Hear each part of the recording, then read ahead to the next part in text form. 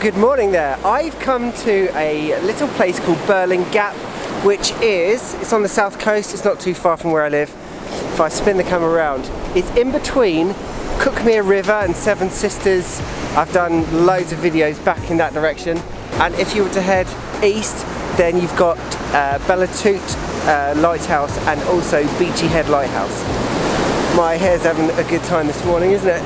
Right, so I've come down here with my friend Pablo. We're keeping our distance for health and safety reasons, and we've just come out at sunrise to capture some long exposures and just to get a bit of fresh air really. So this is it. Today's video is Birling Gap.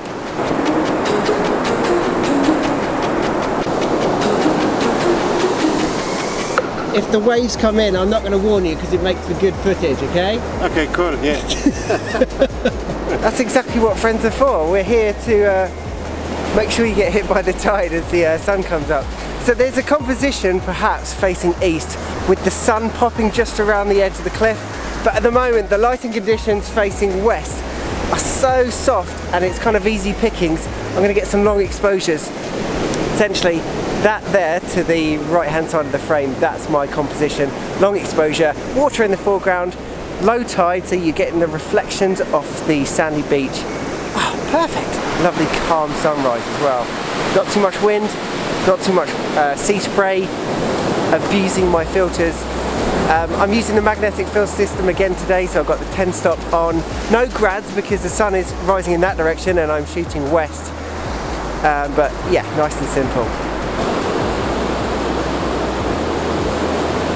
So I'll post up my settings with the final image that I choose, but it's boring when it comes to landscape photography. It's normally ISO 100, f8 to f11, and then the shutter speed at the moment with the 10 stop filter, I am getting a 1.5 minute exposure, but that's obviously going to evolve as the sun comes up and the ambient light levels increase. But at the moment I've not got any grads simply because we've got low tide reflections and therefore it's reflecting the sky, and as you can see in the background here, everything is of equal exposure. So this is the ideal photography conditions really, where the dynamic range is quite squashed down, so it's nice and easy to work with. Oh, what a lovely location.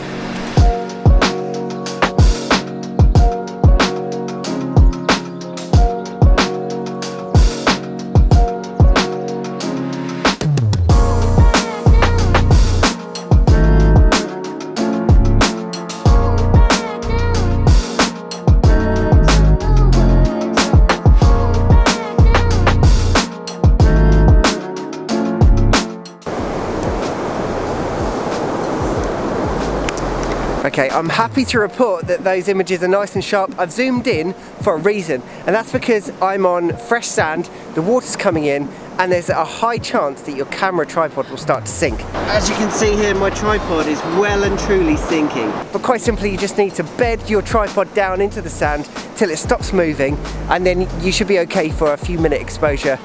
But if you're actually in the water, you just need to be careful. Zoom into your image, just make sure it's nice and sharp before you move on.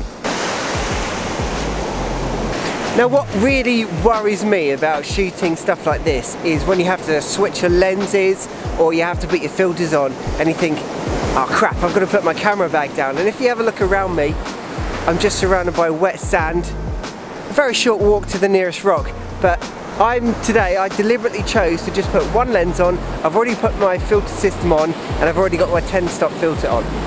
So I'm shooting with the 24-105, gives me lots of flexibility, like a medium zoom range, and I've already got the filter holder system on. This camera here clips to my camera strap here, and therefore I'm not having to put my camera bag down unless I dramatically change my thinking and say, oh, okay, I need to put the 100 to 400 on, or I need to shoot really wide because I found this incredible rock in the foreground. So at the moment, I've planned ahead. I don't want to put my camera bag down.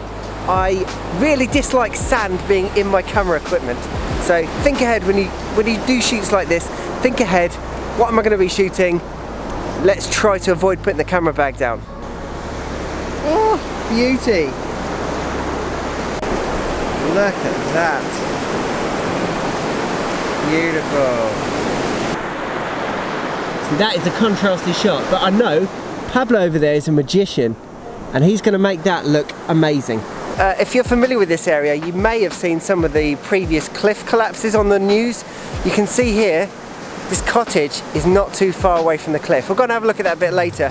So 2021, this is what Birling Gap looked like in 2021, but the beach is getting bigger here, the land's getting smaller.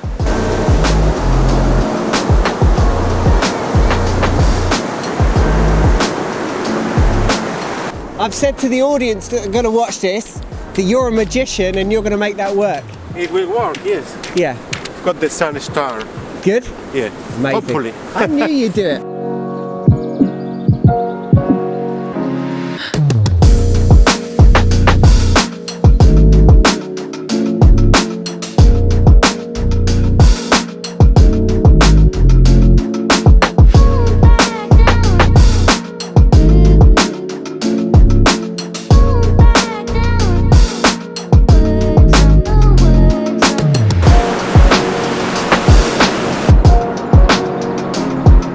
As you can tell from this video, the sun is up, and because it's such a clear blue sky day, the sunlight is already quite powerful, and when you're photographing white rocks and white cliffs, it becomes very, very contrasty very quickly. I've already got lots of shots over there by the sea, very happy with that, just exploring different compositions. Now I found one where there's a water, it's like a miniature river running through the sand, and it's got this S-curve which leads you to the cliffs.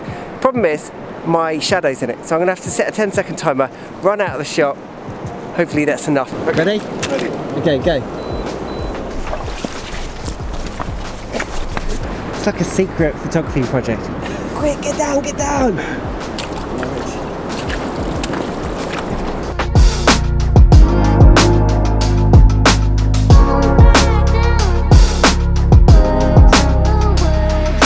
So I have packed up my camera gear. We're going to now just explore the area. The pressure is off, we've got some good photographs, and if you're thinking about coming to Birling Gap, obviously we've just gone out into the sea, taken some obvious shots of all of the cliffs which are known as Seven Sisters. But beyond that, this is a lovely beach, so let's just go and explore it and see what else there is to photograph here, or just for a lovely day out.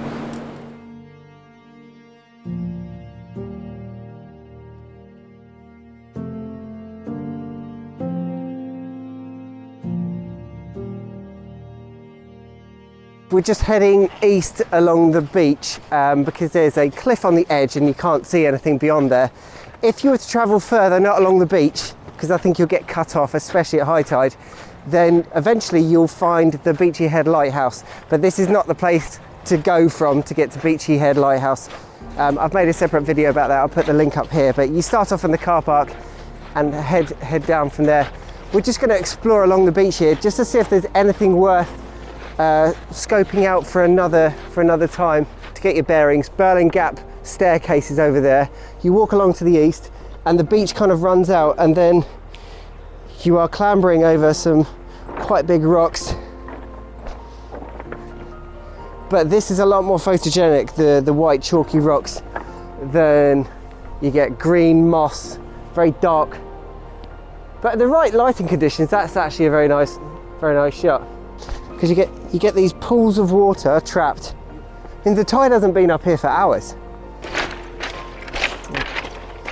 Bit of a water pool there. All right, we are going to quit following this coastline because I think we're on a curve here. If you look at the aerial image, we're on a curve, and therefore you continue to just walk around and you don't see any more of the coastline because you're on the edge. So in terms of photographic compositions, If you walk a bit further to the east, you get past the dark and dirty rock foreground and you start to come across these white boulders, which in my opinion start to make a bit more of an interesting foreground. And then you'll find these water pools. Right, next we're going to head up to the top of the cliff. We're going to go and see how close those cottages are to the edge.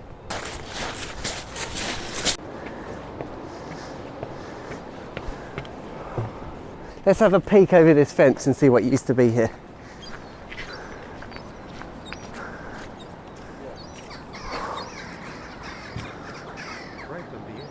Welcome to England. Here we are.